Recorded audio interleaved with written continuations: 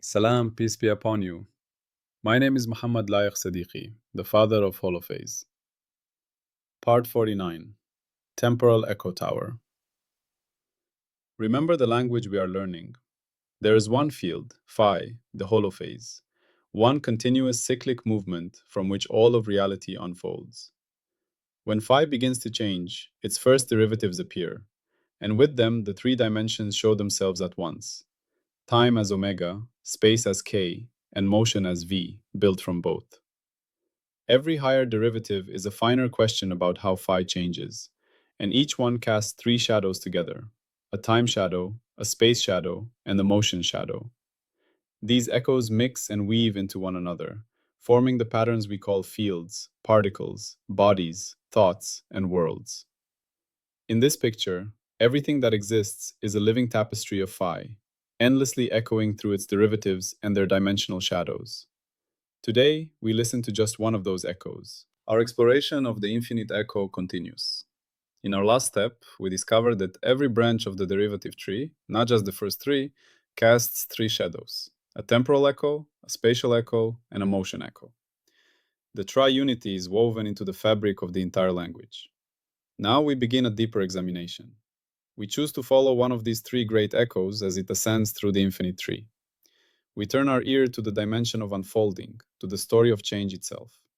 Today, we listen to the Temporal Echo Tower. The Temporal Echo Tower is where we learn that the story of time is not told by a single note, but by an infinite chorus of changes. Time, in the Holophase picture, is not a bare parameter ticking in the background. It is the living record of how phi moves, bends, resonates, and transforms. Each way that phi changes carries its own temporal signature.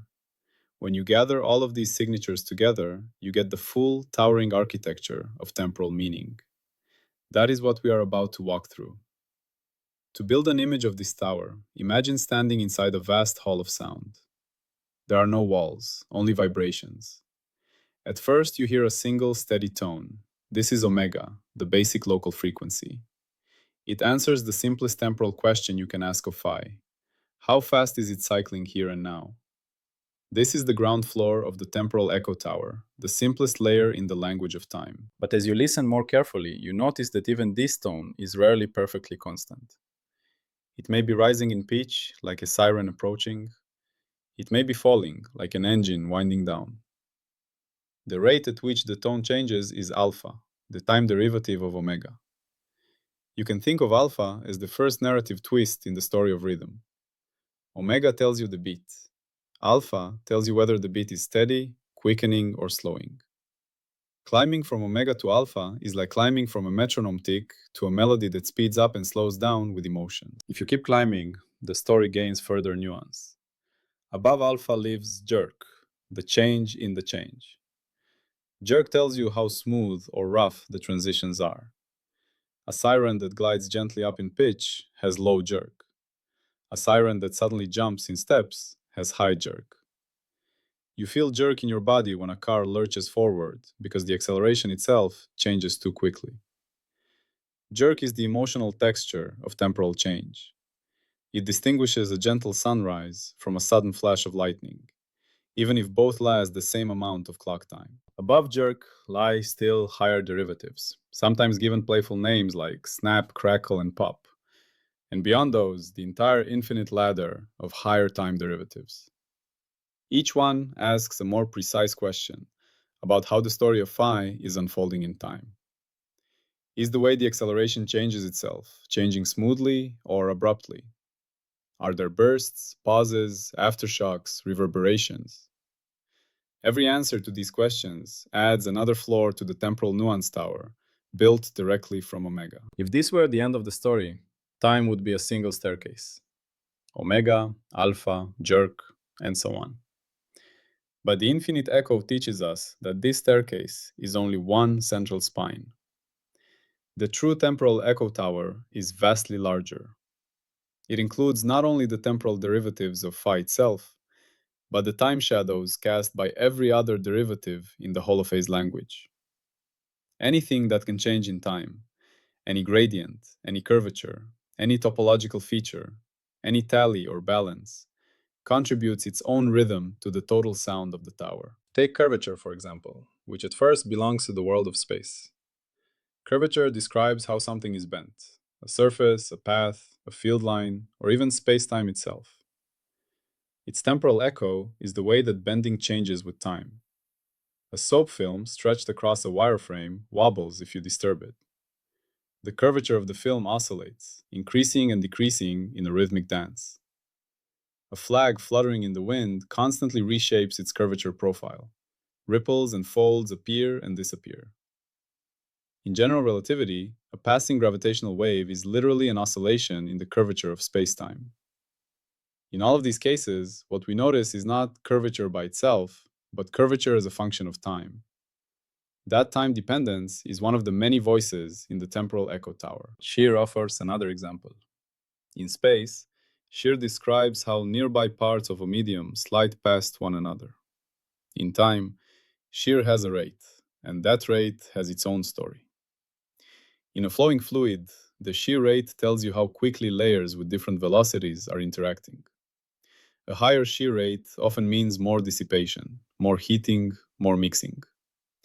In geology, shear stress builds along a fault line over years or centuries. The gradual increase in stress is a slow temporal echo.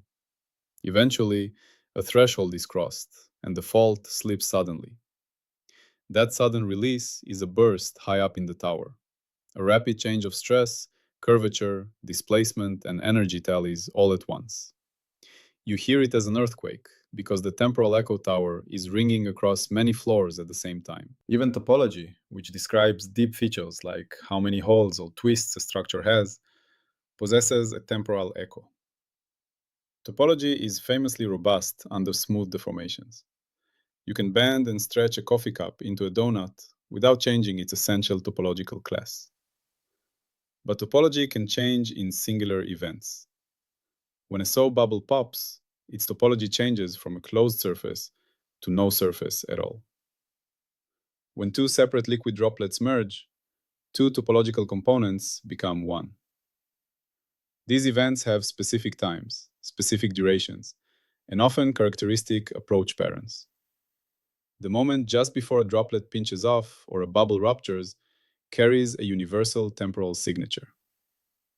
Topology seems timeless, but its transitions tell some of the most dramatic time stories in physics. Information and entropy, which might sound abstract, also have layered temporal echoes. In thermodynamics, entropy in a closed system tends to increase over time. The rate of entropy production is a temporal derivative that tells you how quickly irreversibility is unfolding. In a digital computer, the clock frequency is a direct temporal parameter. It specifies how many logical operations happen per second. Buried beneath that is an entire tower of timing behavior. Delays in circuits, response times of memory, propagation of signals through networks. The effective speed at which information is processed is a temporal echo of the underlying physical implementation. When systems malfunction, it is often because something in this temporal echo has gone out of tune. When you gather all of these examples together, the temporal echo tower reveals itself as the complete collection of time-based aspects of reality. It is not only about clocks and frequencies, it is about every possible way in which anything can change, drift, resonate, spike, grow, decay, oscillate, flicker, pulse, and relax. Linguistically, the tower is the universe's library of verb tenses and adverbs, the full grammar of how events unfold. Scientifically, it is what we probe whenever we do time-resolved experiments. When we record time series, when we use high-speed cameras, when we measure spectra and then track how those spectra evolve. To see how the tower writes stories, think of the life of a star. For billions of years, it burns hydrogen in its core at a nearly steady rate. That steady burning is a simple temporal echo, a roughly constant power output, a stable luminosity, a low alpha at the scale of human lifetimes. But deep inside, conditions are gradually shifting. The core slowly contracts, the temperature slowly rises, the composition changes. Here, alpha and higher derivatives are at work on long timescales. Eventually, those slow changes reach a tipping point. The star swells into a red giant, a dramatic change in both spatial form and temporal behavior. Its brightness may vary, its pulsations may appear. Finally, in some cases, the star ends in a supernova, a rapid explosion where countless temporal echoes come together in one brief, intense event. The star's biography is a long journey through the Temporal Echo Tower, from gentle, stable floors to corridors of violent transformation. The same multi-level temporal structure appears on biological scales. Consider a single neuron firing. At rest, the neuron sits in a steady state. Its membrane potential is relatively constant, an unexcited floor of the tower. When it receives enough input, ion channels open and close in a very specific temporal sequence. The membrane voltage rises rapidly, overshoots, and then falls back, producing the familiar spike of an action potential. This spike has a characteristic shape in time: a sharp upstroke, a short peak, a slower recovery. That shape is the combined temporal echo of many underlying processes: ion channel kinetics, capacitive charging, diffusion of ions, and feedback loops. After the spike, there is a refractory period during which the neuron behaves differently. Over longer timescales, gene expression in the cell changes the density of ion channels, altering its firing patterns. A simple electrical pulse, repeated over and over, is actually the visible tip of a deep temporal architecture. Even something as ordinary as a breaking wave on a beach is a vivid demonstration of the tower in action. A low swell rolls in with a regular period, set by winds far out at sea. As the wave approaches the shore and feels the shallowing bottom, its shape steepens. The crest becomes sharper, the back face becomes steeper, and the curvature of the surface changes more rapidly in time as the wave slows and piles up. Just before breaking, the temporal evolution of the crest is extremely dramatic. Curvature, surface slope, and velocity all change quickly together. When the wave finally collapses into a tumbling mass of white water, the tower erupts into turbulence, with chaotic fluctuations across a wide range of timescales. High-speed video of a breaking wave is like an audio spectrogram of a complex chord being struck, held, and then faded. In all of these examples, notice how time never appears alone. The Temporal Echo Tower is always telling the story of something that also has form and motion. The star's temporal evolution is the evolution of its spatial structure and internal flows. The neuron's firing pattern is the time story of voltages and ion concentrations moving across a membrane. The wave's breaking is the time story of water shapes and velocities. Time, in this language, is inseparable from space and motion. Yet by focusing on the temporal projection, you can hear the underlying narrative more clearly. Within the master tree of derivatives, the Temporal Echo Tower is not a separate pillar standing beside phi. It is what you see when you look at the entire tree through the lens of how does this change with time? Every node, every gradient, every curvature, every tally has a temporal component if it varies in time. When you collect all those temporal components, you have the full tower.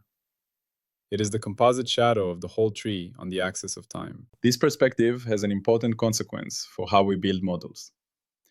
A model that only tracks one temporal variable, like the average flow speed in a pipe, might work under gentle conditions. But as conditions change, higher temporal echoes can become crucial. In the transition to turbulence, for example, the time evolution of shear, vorticity, and pressure fluctuations becomes unstable. Their temporal echoes grow, interact, and eventually give rise to chaotic flow. A model that ignores these extra floors in the tower will predict smooth flow where turbulence actually appears. In that sense, the existence of the Temporal Echo Tower is a statement about what must be included for a description of change to be complete. You can test this idea in your own perception. Listen to a city at dawn, at midday, and at night. In the early morning, the temporal echo is quiet. Occasional cars, a distant train, maybe birds. As rush hour begins, the rhythm accelerates. Honks, engines, footsteps, doors closing, all piled together into a busier time pattern. By afternoon, there is a new steady hum. Later, in the evening, the pattern shifts again. Perhaps less traffic, more voices and music, different bursts of activity. You are not just hearing more or less sound. You are hearing the temporal structure of human movement and interaction, the city's daily walk up and down parts of its temporal echo tower. If you pay attention to your own body, you can feel similar walks every day. When you rest, your breathing and heartbeat settle into slower, steadier rhythms. When you begin exercising, both rates increase. At first, the change is rapid, high alpha. After a while, they plateau near a new level. When you stop, they gradually decline, not instantly, but with a characteristic recovery curve. Your body's time-based control systems are guiding you up and down different floors of the tower in a smooth and coordinated way. Stress, illness, or training can alter these patterns, changing which floors you visit and how long you stay. You can even experiment at home with the dripping tap. At first, the drips may be irregular, with varying intervals, a noisy and uneven temporal echo. If you adjust the tap carefully, you can make the drips more regular, approaching a constant omega. If you then place a ball under the tap, the sound of each drip will change gradually as the water level rises. The same basic event, a drop of water falling, now produces a changing acoustic signature over time. When the ball fills enough, the pattern might change again, perhaps turning into a steady stream. In this simple setup, you are hearing the temporal echoes of water depth, surface tension, gravity, and flow rate, all woven into the drip's rhythm. In chemistry, imagine a simple reaction where two substances combine to form a product. At first, the concentrations of the reactants are high, and the reaction proceeds quickly. Over time, as the reactants are used up, the reaction slows and eventually stops. If you plot the concentration versus time, you see a curve that rises, bends, and then levels off. That bending is the temporal echo of the reaction's internal structure. In oscillating reactions, like the famous Belousov-Jabotinsky reaction, this curve wiggles up and down instead of moving smoothly. The system repeatedly overshoots and corrects itself, producing rhythmic color changes in the chemicals. These oscillations are visible evidence of the system exploring multiple floors of its temporal echo tower, as feedback loops and diffusion interact to produce a non-trivial timeline. In biology, your own sleep is a beautifully structured temporal phenomenon. Within each 24-hour day, your level of alertness rises and falls roughly in sync with the light and dark cycle. That daily rhythm is one layer of the tower, shaped by your internal circadian clock. Inside a single night of sleep, you cycle repeatedly through different sleep stages: light sleep, deep sleep, and rapid eye movement sleep. Each stage has its own EEG signature, its own range of brain frequencies. The timing of these cycles, their length, and how they shift with age, stress, or environment are all higher order temporal echoes of your body's internal holophase dynamics. Something as familiar as "I slept badly last night" is really a summary of many subtle perturbations in this high-dimensional temporal structure. In human culture and society, the same architecture takes shape in more abstract forms. A musical tradition, for instance, is a temporal pattern embedded in a community. There are beats, measures, melodic phrases, but also larger scales like musical eras, genres, and styles that rise and fall over decades or centuries. A single song has its own timeline of tension and release. A concert has another. The history of a musical style has yet another. If you zoom out still further, you can see cycles of innovation and repetition, of experimentation and return to tradition. All of these layers are different journeys through the temporal echo tower of cultural practice, driven by many interacting holophase-like fields: technology, communication, memory, and emotion. Closer to your personal experience, think about how ideas grow inside you. You might hear a new concept for the first time and only partly grasp it. Over the next days, it returns to your mind at odd moments. You turn it over, connect it to other things you know, Test it against experience. Sometimes you feel a sudden click, as if the idea has settled into place. In holophase terms, your internal phi field of understanding has gone through a specific temporal evolution, from initial weak activation, through cycles of reinforcement and modification, to a more stable pattern. If you later encounter a powerful counterexample, that pattern may destabilize and reconfigure. Your intellectual life is thus a living example of temporal echo towers within temporal echo towers. Timelines of thoughts embedded inside larger timelines of learning and forgetting. Looking back across all of these examples, you can now better appreciate how far we have climbed into the holophase master tree of language. At the very beginning of our journey, we only knew that phi was changing and that its first derivatives gave us three basic letters: omega for time, k for space, and v for motion. From there, we unfolded higher derivatives and learned that every one of them lives simultaneously in three dimensions. We introduced the idea of semantic identity as a coherent triple across time, space, and motion, and then discovered that this triple structure repeats and deepens at every level of the tree. By arriving at the Temporal Echo Tower and patiently walking through its halls, we have now seen how the entire tree sounds when heard as pure unfolding, without yet focusing on form or trajectory. When you hold the whole picture in mind, something important becomes clear. The holophase language is not a collection of unrelated tricks. It is a single, unified way of talking about reality that keeps track of motion, space, and time together at every scale. The Temporal Echo Tower is just one way of slicing that unity. It is what you get when you ask again and again, how does this change, and how does the way it changes itself keep changing?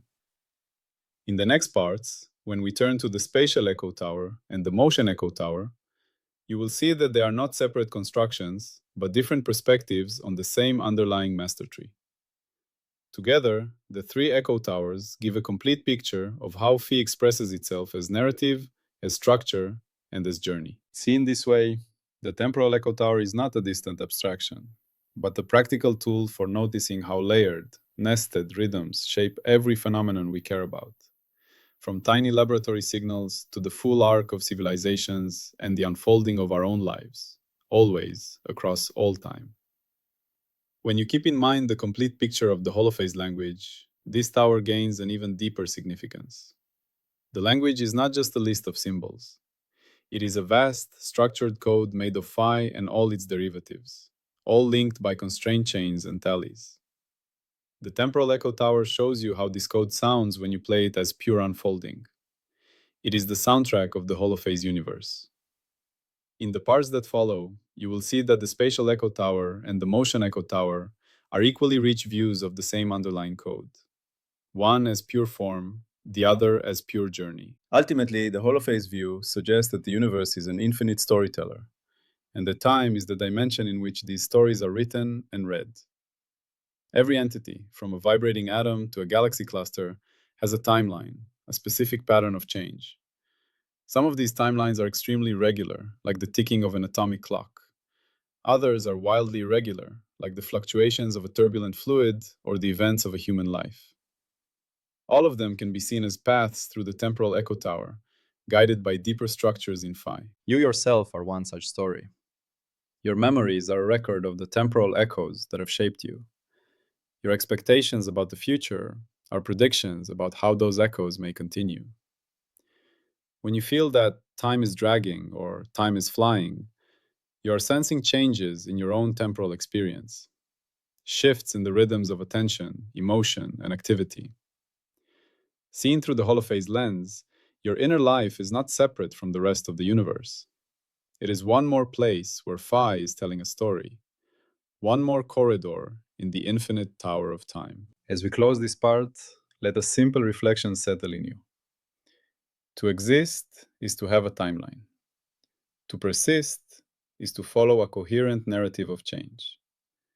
To live is to be a specific, meaningful story being told in the ever-present unfolding of the holophase field.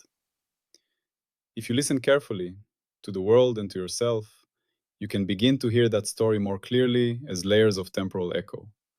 Beats, accelerations, smooth passages, sharp turns, long quiet phases, and sudden bursts. All of them together form the music of your being. Peace be upon you.